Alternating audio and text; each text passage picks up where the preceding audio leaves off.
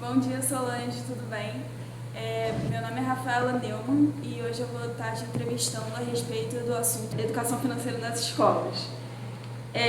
Então, eu vou pedir primeiro para você se apresentar um pouquinho e falar um pouco sobre a sua trajetória profissional e como principalmente você resolveu ser economista. Obrigada, Rafaela, pela oportunidade de estar conversando aqui com os alunos do LIES. A minha trajetória profissional, enfim, eu estudei no LIES, né, acho que foi desde o quinto ano. Antes eu estudava no Marcos Rondal, fui para o LIES, mas passei, enfim, quase a minha vida toda escolar no LIES.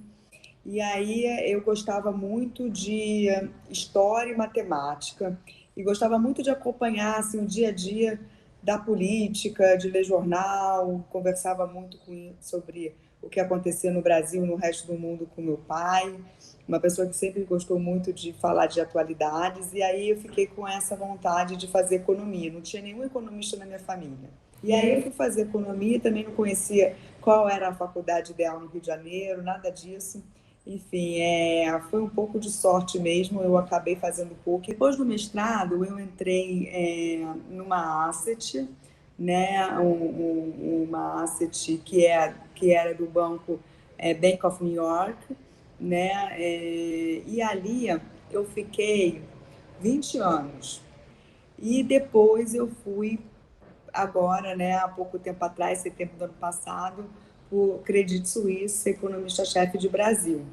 Eu acho que duas coisas são bem legais para passar para os alunos. A primeira, da minha experiência, é buscar a profissão que você realmente gosta, porque quando você gosta, você faz muito bem e está sempre querendo melhorar. E a segunda é tentar sempre, apesar de eu estar 20 anos no mesmo lugar, eu quis mudar, e eu acho que querer mudar é sempre bom, mesmo que você já esteja num lugar satisfeito, enfim, confortável, porque você vive novas experiências e acaba se reinventando e descobrindo, né, e interagindo com muito mais gente do que você ficar a vida toda no mesmo trabalho. Eu queria saber, dentro do contexto da nova economia hoje, com startups, economia criativa e novas possibilidades de negócio, né, a gente vê no dia a dia essas profissões alternativas. Eu queria saber como se desenrola o papel da educação financeira e qual a sua importância.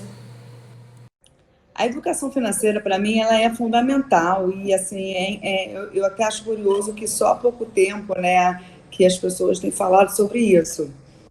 Eu gostaria muito de ter tido uma educação financeira quando eu era mais jovem.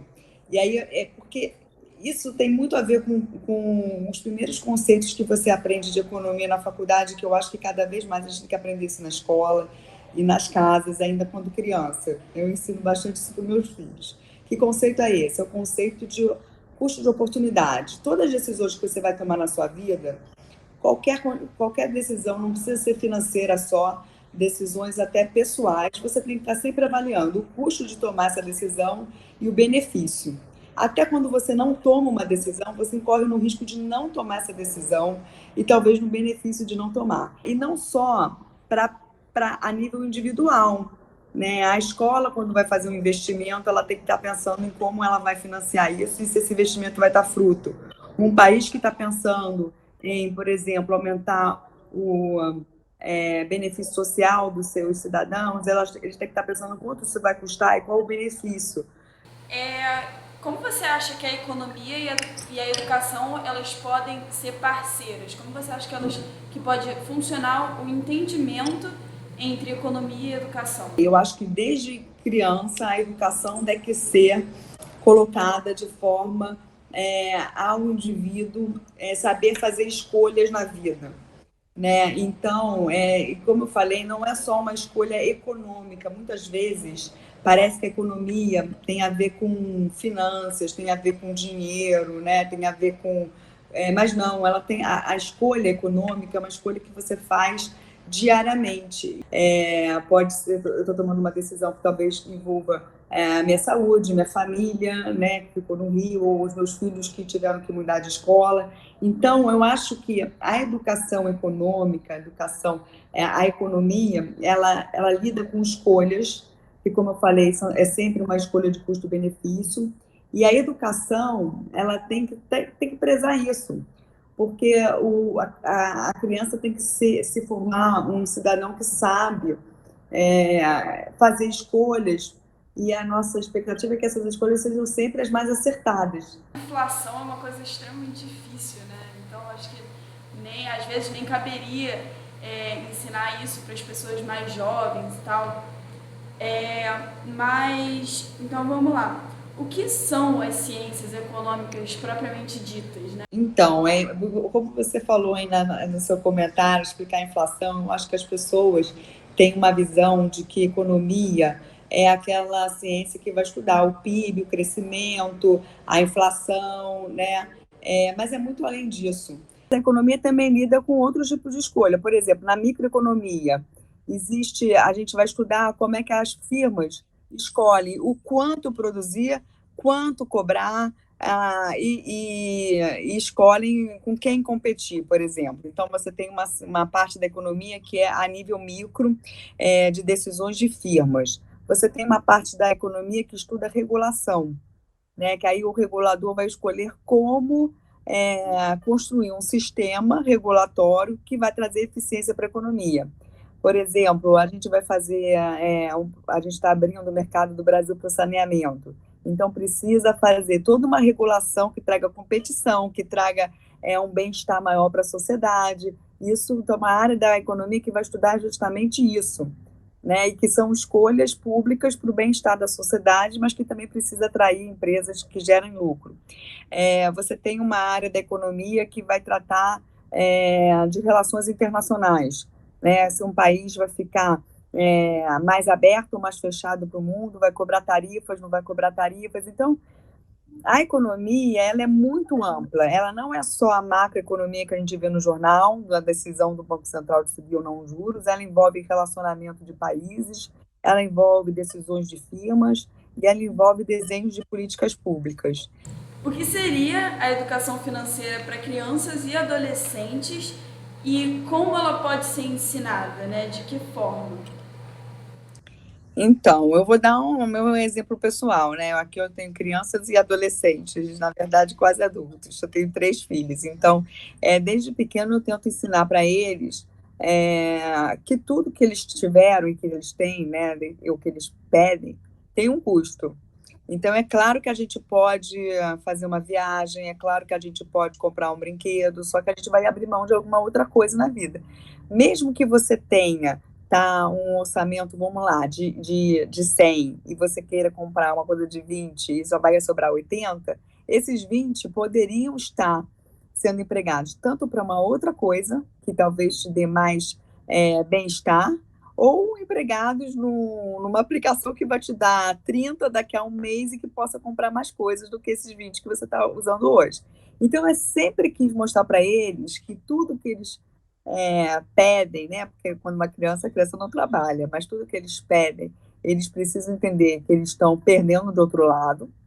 E a outra coisa também que eu acho que deve ser ensinada para os menores é que todo o investimento que eles estão fazendo em ir para a escola, em tirar nota boa, em tentar, né, aprender cada vez mais, vai dar frutos no futuro.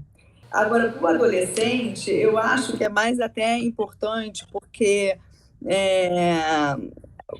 você, quando vai entrar no mercado, né, de trabalho, para qualquer profissão, também eu acho que isso é muito importante. Tem o conceito esse conceito de economia é muito relevante, porque você começa um trabalho, mas você não está satisfeita, você tem que trocar, mesmo na profissão, porque quanto mais o tempo para o adolescente é para mostrar que o tempo eles falam que tempo é dinheiro, né? Mas o tempo é o seu custo de oportunidade. Por mais que a pessoa seja jovem, é nesse começo de carreira que as escolhas da vida são mais ou menos determinadas. Não que você não possa mudar de profissão quando você já tem 40, 50 anos, mas é mais difícil. Então, é sempre importante nesse momento aí de decisões, né? De que você vai fazer, onde você vai trabalhar. É sempre importante ter experiências na vida. Então, o que eu vou falar para o meu filho que está hoje na faculdade é que é importante ele fazer um estágio, mas mesmo que ele esteja amando esse estágio, é importante ele ter uma outra experiência, porque o custo dele é esse momento, ele não vai ter oportunidade de fazer estágio depois. Depois disso, ele vai estar empregado. E aí, se ele estiver empregado, mesmo que ele esteja amando o que ele está fazendo, vale a pena, talvez, né, olhar um outro campo da economia, porque, como eu falei, é tão amplo, e depois tomar a decisão do que você quer fazer de verdade na vida. Sair dessa zona de conforto é muito importante, né? E a gente, nessa discussão, a gente está sempre voltando naquela coisa que você falou no primeiro ponto, que é essa coisa das decisões, das escolhas. Se você tem de um lado, você perde do outro, né? Como você falou dessa coisa do ensino para a criança, que ela entende que se ela vai comprar determinada coisa no futuro, ela não vai ter outra coisa. Eu acho isso muito legal. Tipo, se você escolhe uma coisa, você está abrindo mão de outra. Eu acho esse entendimento muito legal. Eu tive um trabalho, acho que há 2 anos, no primeiro ano do ensino médio, eu estou no terceiro. Eu tive um trabalho de matemática onde a gente foi separado em grupos e cada grupo tinha que pesquisar um tipo de investimento e apresentar para o resto da turma, né? A gente fez uma apresentação de slide e fez uma apresentação para a turma.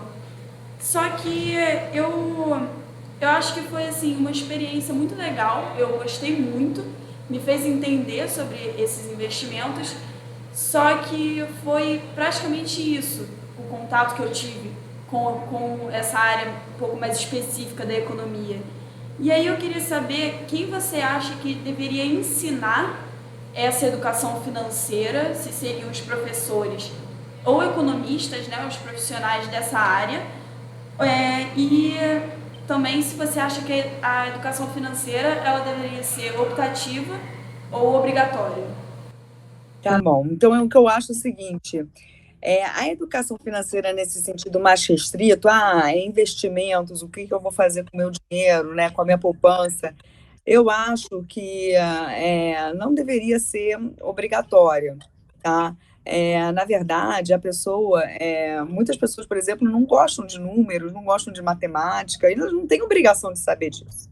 O que eu acho que tem que ser obrigatório e é básico é justamente o que eu falei no começo, dar esses conceitos mais básicos. E aí, a pessoa que não gosta de matemática, odeia números, não quer saber de taxa de juros, nem de bolsa de valores, por exemplo, ela vai, com esse conceito mais básico que eu falei de custo de oportunidade, ela vai pensar, bem, eu não estou afim de fazer isso não me traz um retorno em termos de felicidade, bem-estar, aliás, me dá uma dor de cabeça danada, então eu vou pagar um profissional para fazer isso para mim. Então ela vai buscar alguém, ela não vai ser ingênua de achar que vai conseguir fazer sozinha, porque não vai conseguir, né? Mas vai estar com a sua vida financeira organizada se ela buscar um profissional.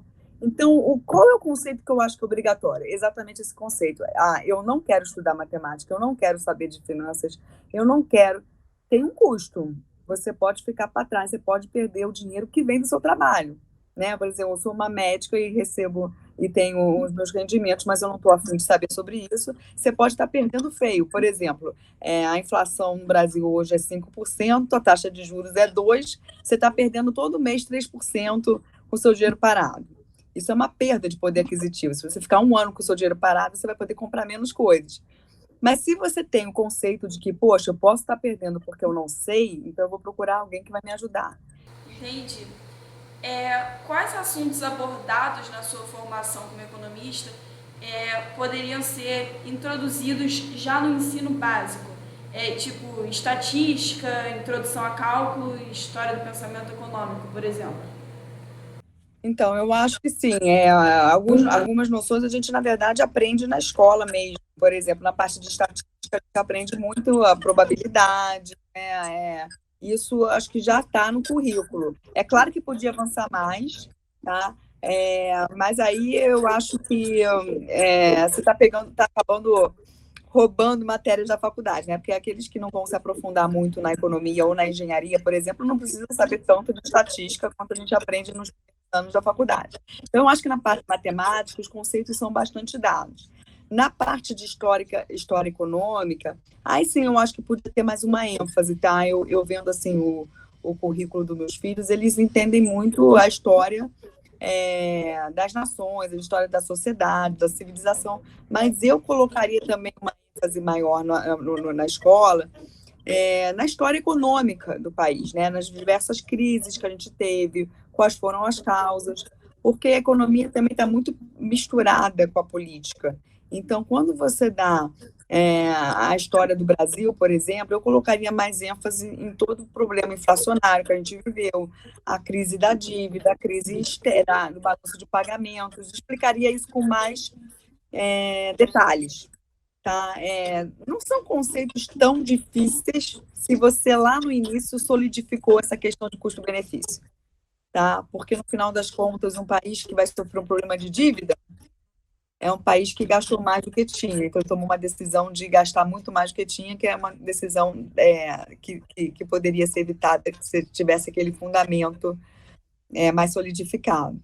Você acha que deveriam existir, dentro da lista de material, por exemplo, do ensino médio principalmente, livros que ajudassem nessa noção histórica, até a noção para a parte de matemática também, mas não uma coisa tão específica, que ajudassem nesse entendimento da economia? Assim, eu acho que assim, aprofundar mais na história do Brasil econômica, e eu acho que sim, colocar uma literatura. A literatura econômica ela é bem complicada, né? Porque a economia não é uma ciência exata, é uma ciência social, então tem sempre alguns pontos de vista diferentes. Então, eu acho legal colocar todos os pontos de vista e debater isso, né? Porque tem os economistas mais heterodoxos, os mais ortodoxos, ou seja, que são mais intervencionistas, acham que o Estado tem que intervir mais, outros que acham que tem que intervir menos. E isso tem implicações importantes nas crises econômicas e até no desenvolvimento econômico, não é só nas crises, no desenvolvimento econômico do país. Então, eu colocaria uma literatura diversa em relação a isso, mais no ensino, assim, dos adolescentes, para o ensino médio. E uma coisa que eu acho que assim, falta muito nas escolas, né, e aí isso é generalizado, falar mais sobre a atualidade, debater o que está acontecendo, não é só no Brasil, né? Relação China, Estados Unidos, democracia, a crise, por exemplo, do Covid vai ter implicações muito importantes geopolíticas, vai ter implicações na maneira como as sociedades vão se formar daqui para frente, né? Vai ter protecionismo, não vai ter protecionismo, né? As pessoas vão trabalhar de home office ou não vão trabalhar, isso vai mudar. A crise foi prejudicial, por exemplo, para as mulheres, não foi? Então, esse tipo de debate, de atualidade, que tem muito a ver com a economia, eu vejo muita falta. E aí você poderia colocar no currículo não só livros, mas bastante artigos que estão sendo produzidos, porque e na própria economia as pessoas estão correndo muito atrás para tentar entender o que vai acontecer com o futuro. Eu concordo com você. Eu lembro que eu tive uma palestra no projeto chamado Painel Profissional, que inclusive eu acho que você palestrou uma vez também, o palestrante falou muito da relação matemática e história para o entendimento da economia, né? A gente até falou um pouquinho sobre isso, e eu até, voltando ao assunto dos livros, eu estou tentando ler A Riqueza das Nações, que é assim, pura história, mas que é extremamente importante para você entender o surgimento, né, dos pensamentos econômicos. E eu queria saber de você como a análise de contextos históricos anteriores podem influenciar no estudo e no funcionamento da economia como ela é hoje. Eu acho que é fundamental, tá? Muita gente, eu acho que muito economista tem preguiça de entender o passado e quer só entender o presente. Não existe isso. Né? A história ela não é reinventada. É claro que os acontecimentos vão, por exemplo, a pandemia ela foi um evento que parece ser único, mas não, já existem outras pandemias e você pode comparar com outras situações de guerra. Então, assim, e se a gente tivesse... Vamos lá, vamos pegar o exemplo de Israel, né? Um país que viveu tantas guerras. Está sendo o país modelo na saída da pandemia. Eu tenho certeza que isso tem a ver com a história da nação, né? Da preparação para momentos difíceis, de dificuldade que o país teve por muito tempo. Então, assim, você quando está numa situação nova, você sempre busca, tem sempre ter uma experiência histórica, conhecer o seu passado, te traz uma amplitude de ferramentas e uma abertura de cabeça para tomar decisões em situações que você acha que nunca foram passadas na vida. Pode ser, a gente nunca teve uma crise como a do coronavírus numa sociedade como a atual. A gente não pode comparar a sociedade atual, que é muito mais, se move muito mais, né, com na época da gripe espanhola, por exemplo. Mas a gente tem experiência, tendo conhecimento do que aconteceu lá e a experiência acumulada, você poderia tomar decisões melhores, né, para lidar com essa crise. É aquela coisa, né? A história se repete, então não adianta você olhar para o futuro sem olhar para o passado, porque provavelmente algum acontecimento que aconteceu vai acontecer de novo. Pode ser que seja, talvez, e vai ser porque o contexto é diferente, com algumas coisinhas diferentes, mas no geral vai se comparar muito com o que aconteceu anteriormente, né? Exatamente. Agora eu tenho uma última pergunta, que é para que a educação financeira seja ensinada na escola, é a escola que deve se aproximar da economia ou a própria economia que deve se aproximar da escola? Eu acho que são as duas coisas, né? Mas eu acho que para a economia se aproximar da escola, a escola tem que estar aberta e trazer, né, a economia para dentro, né? Porque eu não vejo como, por exemplo, eu fui várias vezes no LIES falar sobre economia, entendeu? Não só para quem estava decidindo a carreira, mas da palestra mesmo. A gente falou sobre, uma vez eu fui falar sobre previdência, como era importante aprovar a previdência e aí explicar para os adolescentes, né, que o Brasil precisava urgentemente daquela reforma, até como uma maneira não só de melhorar as finanças, mas de uma escolha de que tipo de sociedade que ele queria ter. Então, assim, e aí a escola estava aberta para receber economistas, e aí naquele momento foi até interessante, porque eles trouxeram também uma jornalista para debater. Então, eu acho que você tem que abrir. Eu acho que essas iniciativas são excelentes. Você traz o economista, traz outra pessoa de uma outra área, porque a economia, como eu disse, ela envolve muito mais do que uma área só, e traz isso para a escola. Então, eu acho que a escola tem que trazer eles para dentro, os profissionais, e os profissionais estarem também aptos não, querendo participar dessa discussão, né? E é uma forma também de o economista ele tem que saber se comunicar, né, com tipo uma parcela da população mais jovem também, então no ambiente escolar, saber se comunicar com aquelas pessoas de uma forma fazer com que eles se interessem, né, pelo assunto, porque como a gente falou aqui, a economia é tipo extremamente importante, muita coisa, a maioria das coisas de uma sociedade gira em torno da economia, né? Então, Solange, muito obrigada, eu amei conversar com você, acho que foi muito esclarecedor e espero que você possa vir mais vezes falar um pouquinho da sua experiência como economista e da sua história, né, com a economia. Olha, eu que agradeço, foi super legal, Rafa, adorei suas perguntas também, muito inteligentes, espero ter ajudado, enfim, acho que essa iniciativa do DS é muito legal, entendeu? E apoio sempre, podem me chamar para próximas. Obrigada, Solange, bom dia. Bom dia, tchau, tchau. Tchau.